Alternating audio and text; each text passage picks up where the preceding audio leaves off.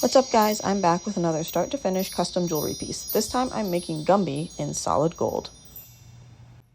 So to start, I got a Gumby 3D model and printed it out.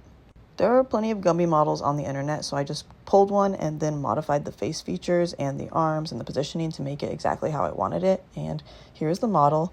I'm going to weigh it out and make a mold of this model. I'm attaching it with wax to this rubber base and also going to cast a puffy heart ring at the same time. So if you see another piece in the mold with it, that's what it is.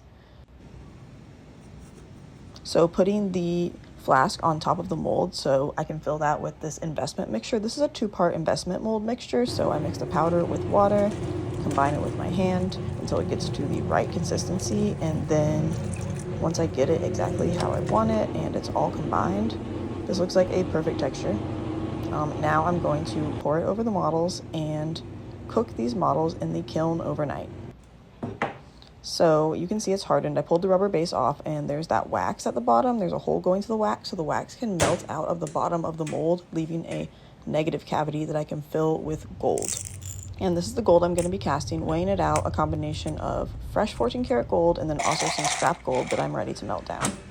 The model has been cooking in the kiln overnight, so it's good to go, and putting on my safety protection gear and getting ready to cast. So this is a centrifugal casting mechanism, and I melt the gold into this piece at the front. And quick costume change because I remembered that I need to be wearing my cotton shirt in order to protect me. So putting the mold and loading up the centrifuge gets twisted up and then locked in place so that it's spring loaded, and when I release the arm, it uses that centrifugal force to shoot the molten gold, which is right here, and I'm melting it in. So it's going to use the centrifugal force to shoot that molten gold into the back of my mold and filling it completely, hopefully.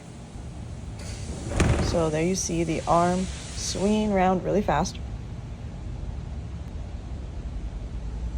And here's that mold that I just cast. You can see a little bit of gold there in the bottom. That means it's probably full. So when I submerge it in water, the mold breaks open and I can see what was inside. So I have the ring and the Gumby both looking great. So now I need to cut them apart. I cast them at the same time, and so there had to be a path for them to connect to each other for the gold to flow to each. But now I am cutting them to separate them and finish them. So here's a little Gumby fresh out of the casting, and I'm going to do some finishing work on him.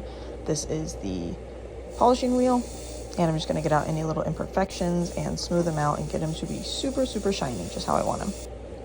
This is the compound that I use to smooth it out first before I do the final polishing. And so here he is all smoothed out, and then I went ahead and put a mirror finish on the Gumby, and this is the final Gumby. So I think that Gumby definitely got a glow up.